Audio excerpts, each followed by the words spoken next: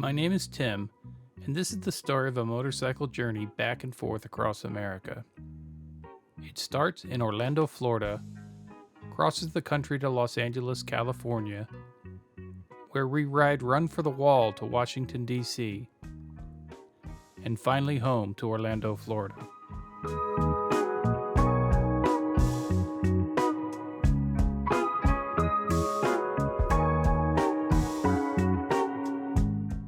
When I cruised through Orlando, it was a little overwhelming to think that with just a few miles behind me, I had 6,700 more to go. Something my brother Pat said to me a few years ago popped into my head.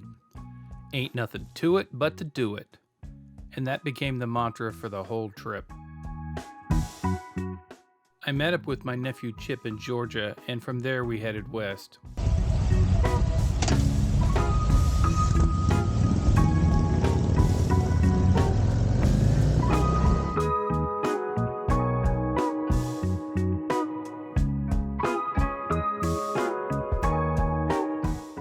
We stayed on the back roads through rural Georgia and Alabama.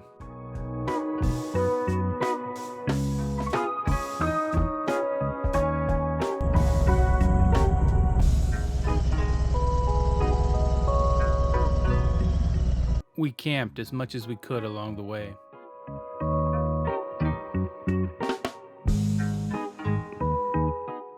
I'm a guy who looks for a gas station before my gas gauge gets down to a quarter of a tank. In Alabama, I learned my wingman nephew likes to play chicken with his fuel gauge.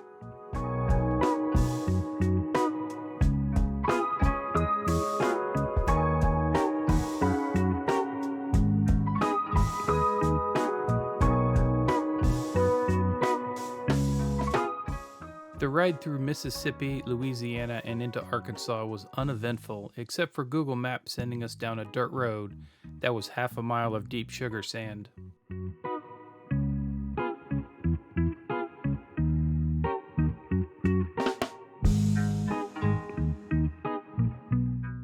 On day 3, we had a beautiful morning of riding in northern Arkansas, but then we entered Oklahoma.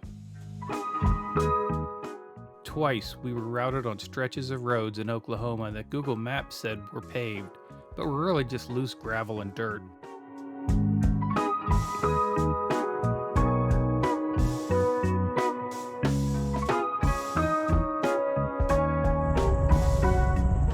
Oklahoma also had quite a few small towns that may or may not have had gas pumps or public restrooms. And then came Texas. Local weather data for the Amarillo area says the crosswind we fought was a constant 40 to 50 miles per hour, with gusts to almost 60.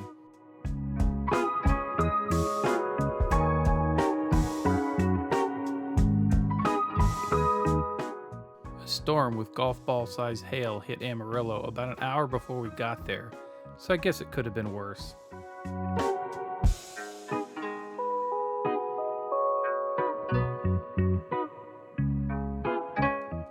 Day 4 sent us up through Texas and across New Mexico. I'm from the East Coast. I have never seen so much nothingness as New Mexico. Not a lot of gas stations either.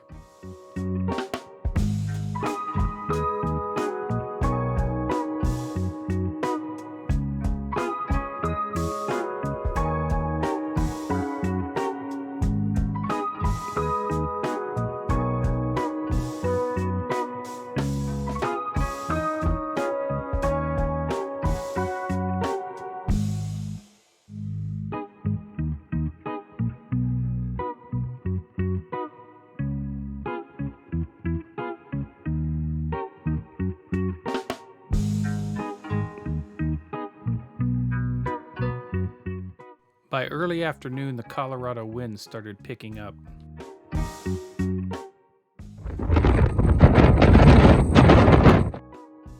It wasn't as bad as we hit in Texas, but we did see 4 tractor trailers laying on their side.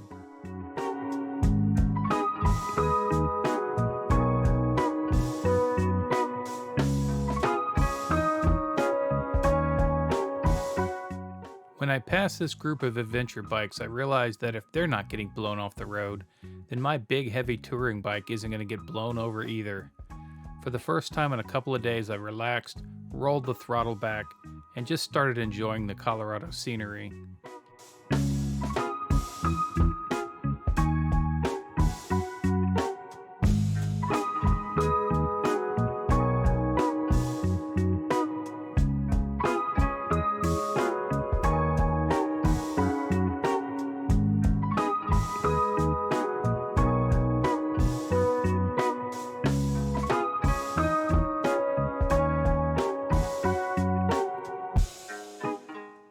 We made it to my sister's house late in the afternoon and we tucked the bikes away so we could fly home for a couple of weeks and be home for Mother's Day.